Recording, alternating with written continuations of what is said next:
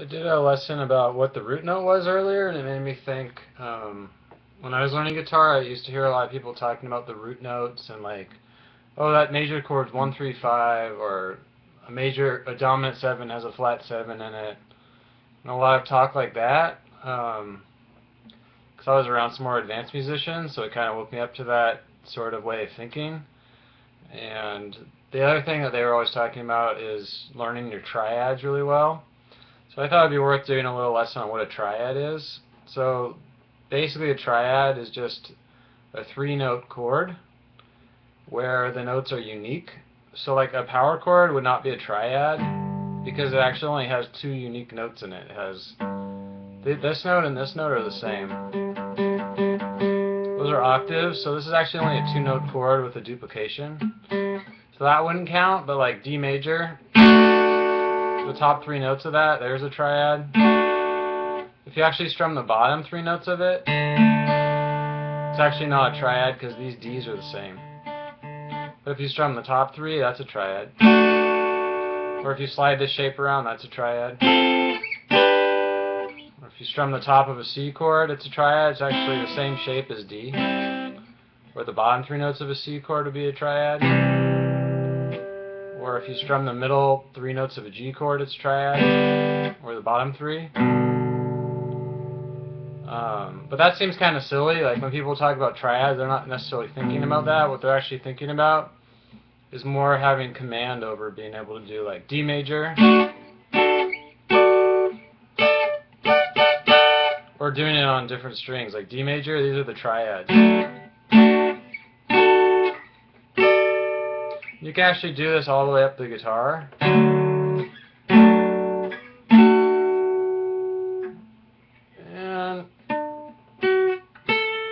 so there are D major triads on, this is kind of a weird one, this would be a triad.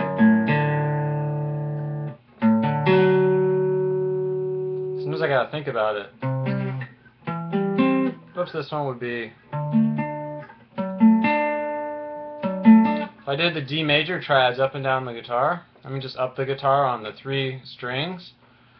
So usually when people think triads, they're thinking of these kinds of 3-note chords. Like, oh, here's a G major. Here's D major. A major. Or maybe like, this would definitely be triads. G major. A minor. E minor. Maybe G. G. A minor triad, G major, E minor. So that's usually what people think about when you say triads, or those little types of shapes. And included in there would also be like shapes like this. Like that would be the top thing people would be like wanting to see if they said, you know your triads. This is like I showed, like D, or on the next string. But like included in that, like a little bit more sophisticated, would also be something like this, like A major, because that's a triad, or maybe, because I'm actually hitting the unique notes that make it an A major chord. There's 3 of them. So in this case, it's the 1, 3, 5, and it happens to be in this order: 1, 3, 5. Or I could have done 1, 3, 5, 1, 3, 5. That's the only way to do it there with 1, 3, 5. But this would be a triad. This. This. That's kind of a weird one. But like definitely this kind of thing, or this. B minor triad. D minor triad. That kind of stuff would also count. And then also a little more sophisticated would be like kind of in the discussion of triads would be like, here would be A7 chord. And that 7 chords actually have 4 notes, so it's a little bit weird to say triads, but sort of is in the same line of thinking. Like you're going to have all 4 separate notes from that chord. So it's like, there's not really a word for it. People don't say like, I don't know what you would say instead of triads, quadrads or something. No one says that kind of thing. But it's just knowing that there's 4 notes instead of 3 that make it what it is. And with 7 chords, it's a little different because you have a little more flexibility. Like if someone said play A7, a lot of times you play it like this and actually make it into a triad, because here is only 3 notes, but I dropped the 5 out. This note was the 5th of A, so this is just A7 like as a 3-note chord. Or same thing with D7. And then you go to E7.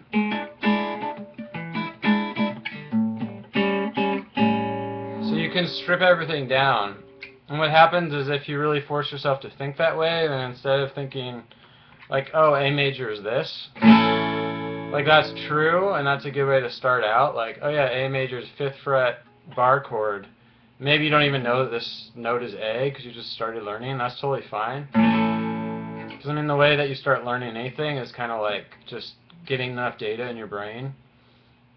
So I mean, I remember playing guitar early on. I didn't even know what was what. I would just like learn a shape and just start moving it around. And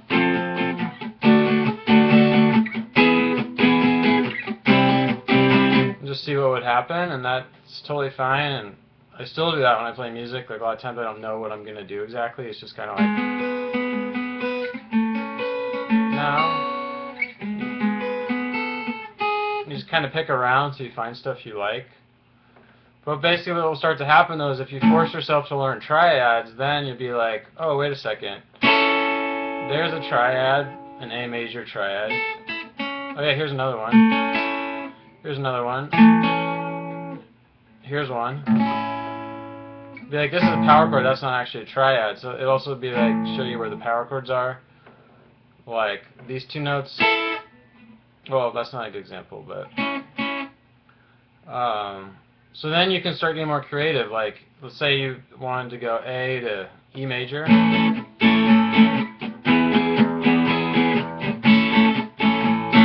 Instead of being stuck with this, you could be like, well, what triads do I know? So I know this little shape. So how do I make this into an A major triad? Well, I need to know where the root note is of this triad, which happens to be on the top string for this shape. So then you could be like, alright, here's A. And you could be like, well, how can I move this shape, this triad shape, to make an E major? So this note was A, so I need to find E. So A, B, C, D, E. So here's E.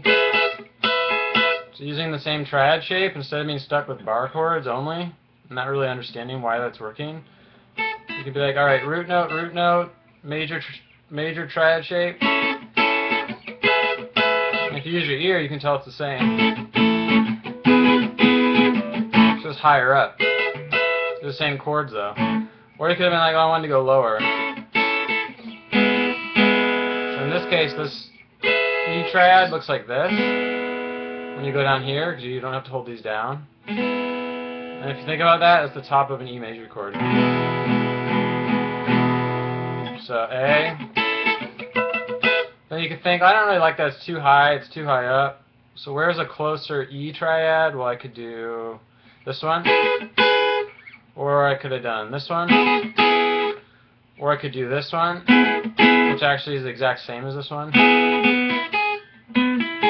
So it just gives you a lot of options. Triads are also more powerful for soloing, because if someone else was going. So there's a lot of options for how you could solo. You can just pick random notes by ear, just like, and see what starts to happen, and that actually can get okay results. But you'll make a lot of mistakes. Or you could learn a scale. You could be like, alright, I want it bluesy, so I'm going to play A minor pentatonic scale. And now it's on bluesy over this.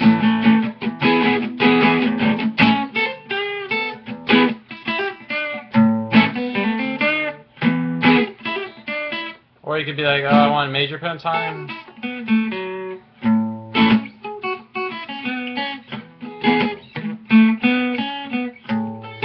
And it would sound kind of brighter. So those are just the 2 easiest scales I usually use to solo. Or what you can do instead is like use your triads to kind of follow along with the chord. So while the person's doing A, you would be like, oh, A triad,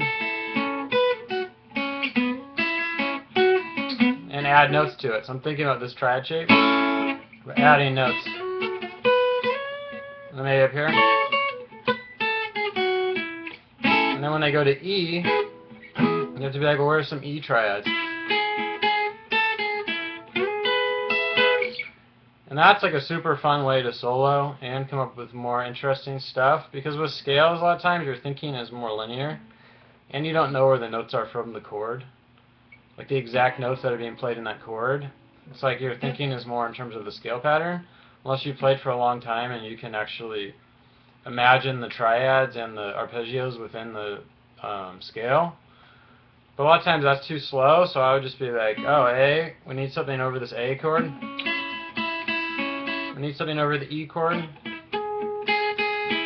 Something over the A chord, I go up to this one. Something over E. Something over A.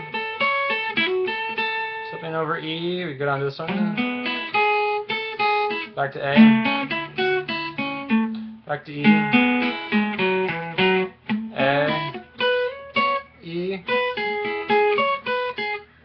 And that's like a really fun way to play. And it also, like, you could tell what I was just doing there is just thinking A, E.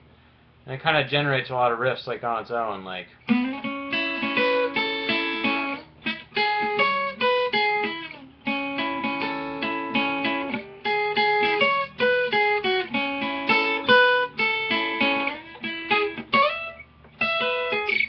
So it's a good way to kind of generate riffs based on some chord ideas. A lot of times you can do kind of weird stuff with that, because you could be like, you could think, well, like, I've never seen these two chords together, like just come up with something random and then see what will happen. So you could do like A major with F minor. You could be like, I've never seen those chords together, so you can kind of do like a little experiment. So A major, and then you could find an F minor triad, which would be like right here. You can already tell it sounds weird, or maybe I keep it even closer, or like. So you try to come up with like a riff combining those chords, and you just get weird results sometimes.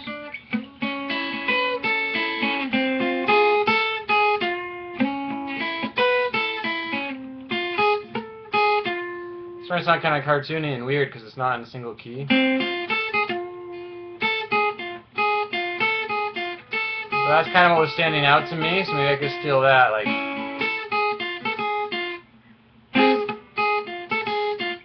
And then I also need this to get in there.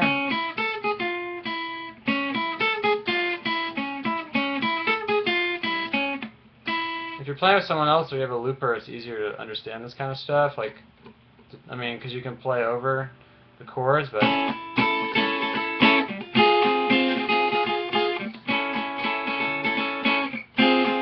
pretty weird. Let's see this riff.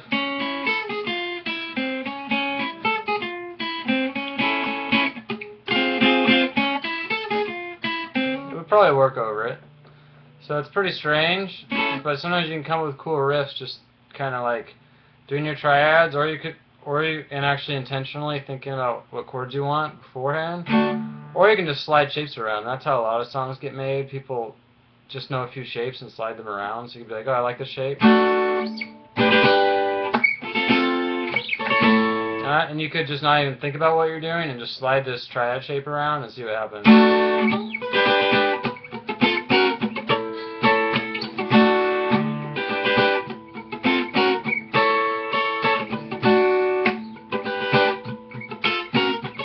What's good is if you actually do know what you're doing, or you can figure it out.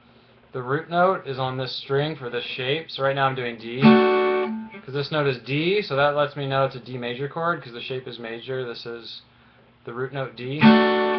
This is G major, because this is G. This is F, F sharp, A. So D, G, F, F sharp, G, and then A. So then if I had to come up with another way to play this, by knowing that, I could think, alright, it was D, G, and then it went F, F sharp, A, maybe do this A.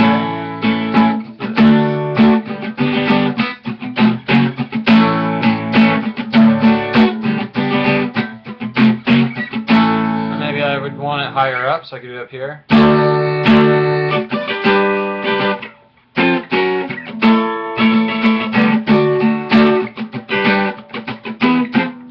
F, F sharp, A.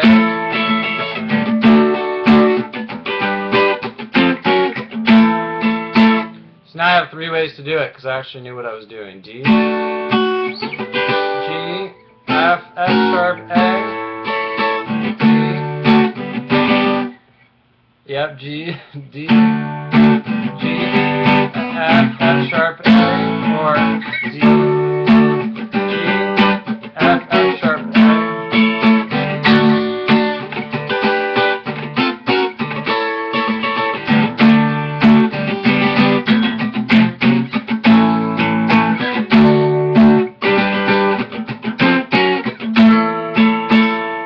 So that's pretty powerful to be able to do that. Because then you can generate like ideas other places or from your chords. Like it could have happened that I made up this chord progression and I wanted to make a solo or like a picking thing on top. So then let's say my original idea was, then you're like, oh, I need some D triad.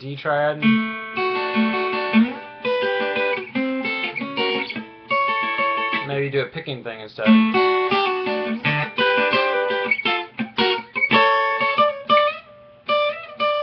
Something like that, or you could pick other triads if you know your triads well. D.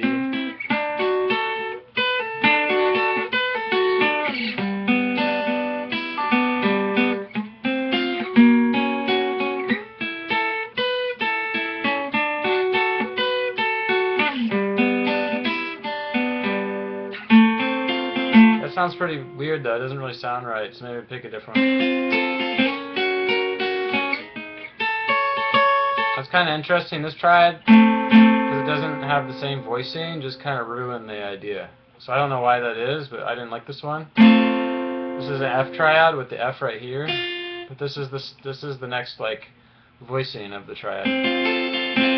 That just sounded better. So, anyways, that's sort of all my thoughts on basics about triads, and really it's not that it gets harder after that.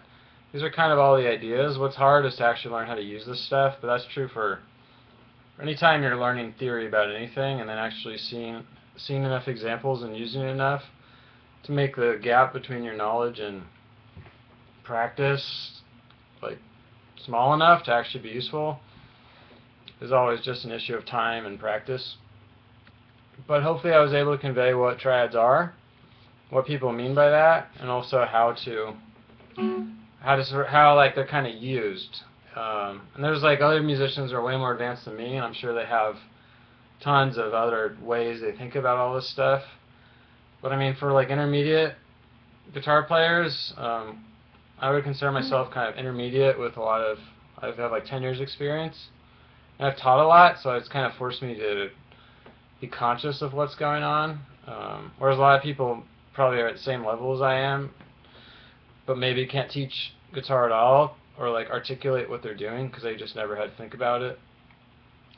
So the way I use it most often was kind of what I was demonstrating, but I mean, I know like I knew some jazz guitarists and they really knew all their modes really well, and they could pretty much like solo with triads.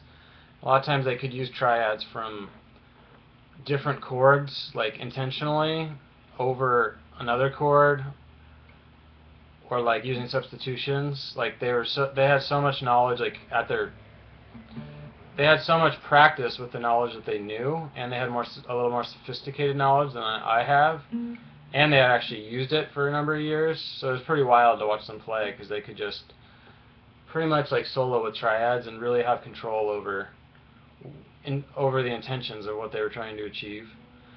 So anyways, hope that was helpful. If anyone has any questions, just leave a comment. Okay, bye.